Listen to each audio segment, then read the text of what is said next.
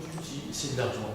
De toute façon, je trouve le fait de lever des fonds, mais ça y est, il faut avoir un business plan bien réussi. Il faut... Non, il ne faut pas se tromper. C'est-à-dire que le métier d'investissement, c'est un métier du non. Là, il faut le comprendre. C'est un métier du non. C'est-à-dire qu'en moyenne mondiale, pour un oui, il faut dire 10 non. Donc c'est pas quelque chose de facile. Mais par contre, c'est-à-dire demain, sur 1000 demandeurs de financement, il y aura 100 projets. Mais cet esprit de compétition, quand je suis rentré, donc quand on fait les grandes écoles, on sait pour faire Polytechnique, il y a 10 000 candidats, il n'y a que 400 places seulement. Donc ça ne veut pas dire que toute personne qui va demander de financement va trouver de l'argent. Mais c'est une compétition. Il y a toujours des personnes en tête de liste, il y a toujours de l'investissement. Les SICA sont obligés d'investir qui vont avoir cet argent-là. Donc dès lors qu'on a cet esprit de compétition d'excellence, si on est parmi les meilleurs, on peut lever de l'argent. Ce n'est pas tous les gens qui vont demander, qui ont des idées brillantes vont lever, mais si c'est une compétition, si on est parmi les meilleurs, on va réussir par lever de l'argent. C'est en fait cet état d'esprit qu'il faut. Et en général, on le voit même à l'étranger surtout, en général, il y a des circuits, c'est-à-dire on peut avoir la première idée, tenter de lever de fonds, on ne réussit pas, on va avoir une deuxième idée, on fait des choses, ça ne marche pas, et au bout de troisième ou quatrième idée, les choses marchent très bien. Donc il faut persévérer, il faut continuer. Et le point essentiel, pourquoi travailler le rêve, on a besoin d'une base, c'est-à-dire pour avoir 100 entreprises vraiment innovantes, il faut avoir 1000 entrepreneurs qui vont avoir des idées, qui vont créer des business plans, qui vont se batailler. Donc, et pour avoir 1000 entrepreneurs qui vont se batailler, on doit avoir 10 000 personnes peut-être qui rêvent de devenir entrepreneurs. C'est assez sélectif le système d'entrepreneuriat. C'est un peu comme le sport, c'est-à-dire qu'il faut avoir beaucoup de sportifs pour avoir une équipe nationale qui est très bonne. C'est la même chose dans l'entrepreneuriat, il faut que la base, un rêve d'entrepreneur, pour à la fois on trouve la crème qui est la meilleure. Donc en fait, le rôle de la société civile ou de l'entreprise, c'est de créer ce volume qui après peut-être il y a un effet entonnoir qui est naturel, normal, on peut pas, tout le monde, c'est un système naturellement sélectif, tout le monde ne va pas devenir entrepreneur, mais il y a un effet mécanique. Quand on aura énormément de gens qui vont devenir entrepreneurs, à la fin, on aura beaucoup plus de chefs d'entreprise efficaces et beaucoup plus d'entreprises innovantes. Maintenant, si on a 100 personnes, c'est mathématique, si on a uniquement 100 personnes qui veulent se lancer dans l'entreprise, impossible d'avoir 100 personnes qui sont bons et 100 projets qui vont réussir. Donc à la fin, on va se retrouver avec 10 projets seulement, ce n'est pas suffisant pour dire qu'on a une économie innovante où on aura des success stories, on aura toujours des success stories. Mais la question, est-ce que c'est suffisant pour absorber les demandes d'emploi et pour faire la mutation de l'économie nationale vers une économie à plus forte valeur ajoutée. Donc la question, ce n'est pas comment créer des success stories, mais comment multiplier les success stories. Et pour multiplier, il faut un effet mécanique de dire multiplier les gens qui rêvent ou les gens qui tentent de devenir entrepreneurs. Et après, les gens qui créent leur entreprise, pour à la fin, parce que ce n'est pas tous ceux qui vont créer des entreprises vont réussir. Et parmi ceux qui vont réussir, ce n'est pas tous qui vont faire des réussites de success story. Mais par contre, si à chaque niveau on augmente le nombre, à la fin, on va augmenter le nombre de grandes sociétés innovantes. Comment voyez-vous l'avenir de TIC en Tunisie? Comment je vois l'avenir de TIC en Tunisie? Je pense que c'est une bonne question.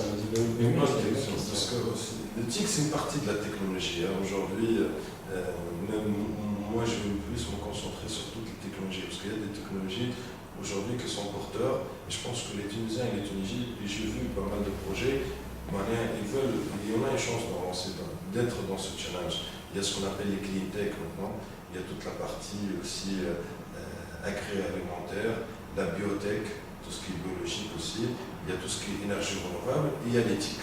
Il n'y a pas que l'éthique, mais je pense qu'il y a beaucoup de challenges, ce qu'on appelle les nouveaux challenges aujourd'hui, et l'éthique en fait partie. Il y a d'autres challenges qui peuvent s'ouvrir, qui sont technologiques. Mais si je reviens au TIC, l'avenir de l'éthique de Tunisie, je pense qu'on a toujours jusqu'à maintenant sous-estimé le potentiel. C'est-à-dire, il y avait toujours un plan de dire, voilà, on on peut créer l'objectif dans les 5 prochaines années, on va créer tant d'ingénieurs, et pour créer tant d'ingénieurs, on va créer tant d'écoles nouvelles.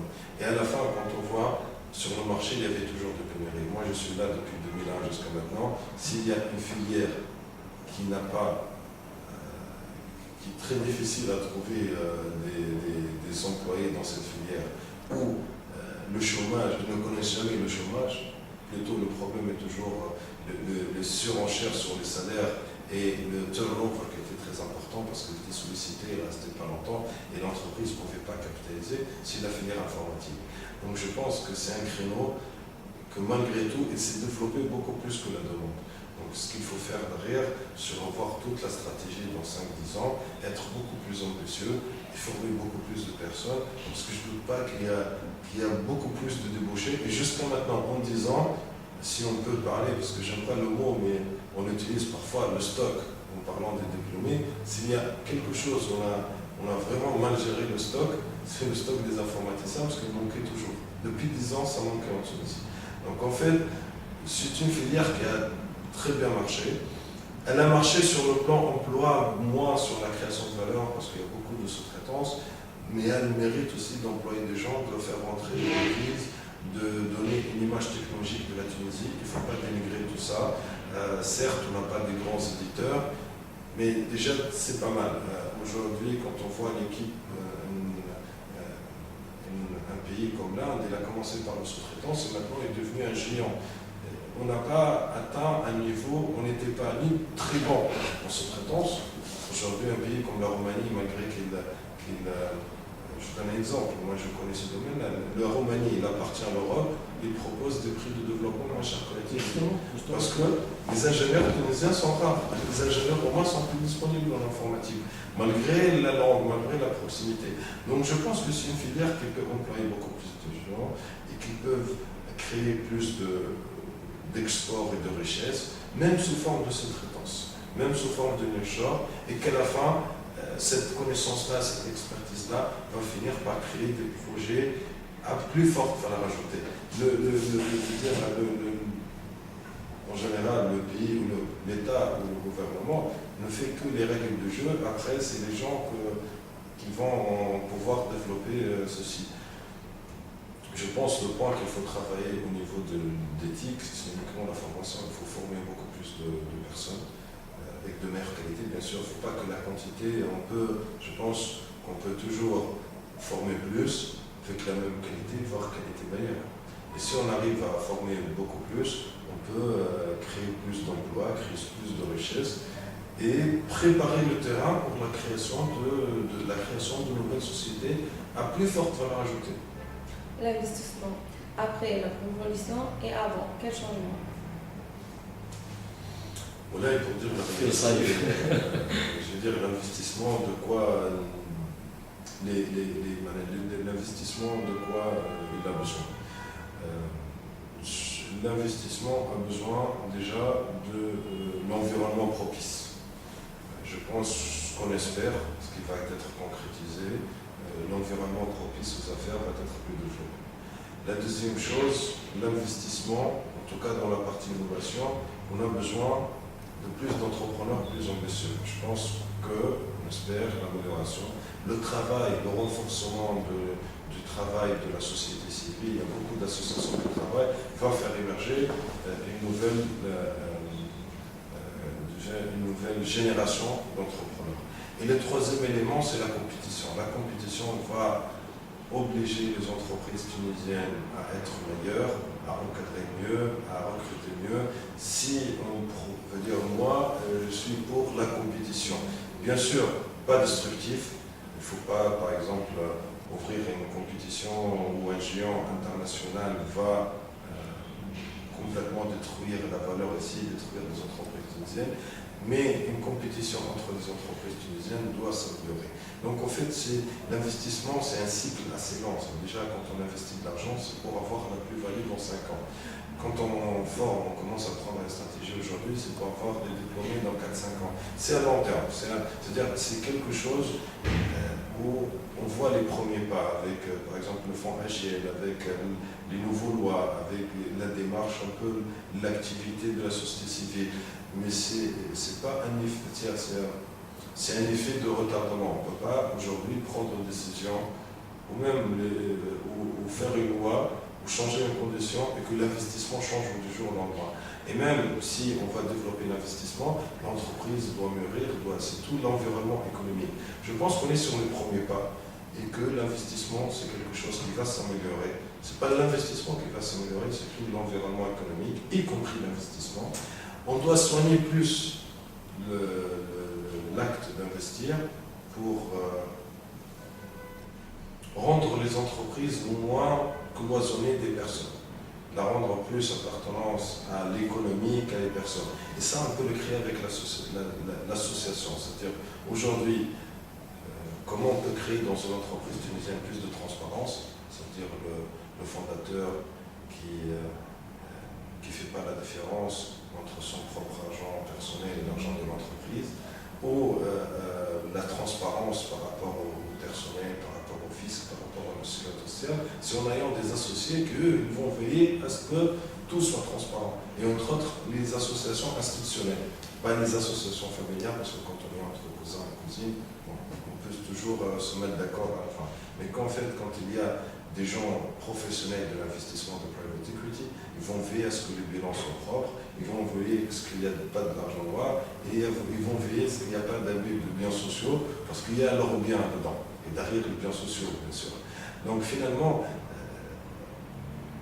développer l'investissement collectif, pas l'investissement personnel ou sur un groupe, va améliorer parce qu'il y aura plus de gouvernance, parce qu'une personne peut être bonne dans les périodes.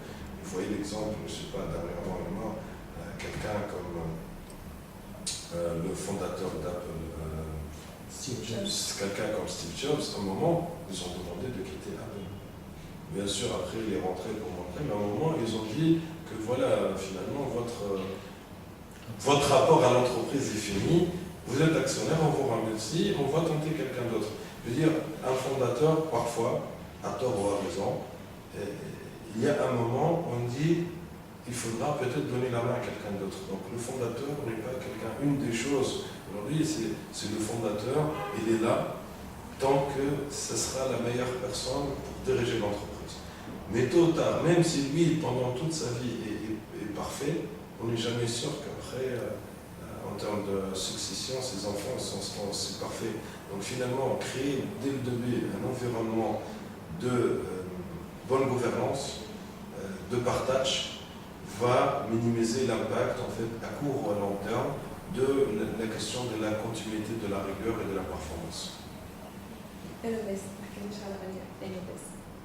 Innovest dans ça. Donc Innovest, nous, voilà, on essaie de spécialiser sur la technologie. Donc, quand je dis technologie, pas TIC seulement, toutes les parties technologie.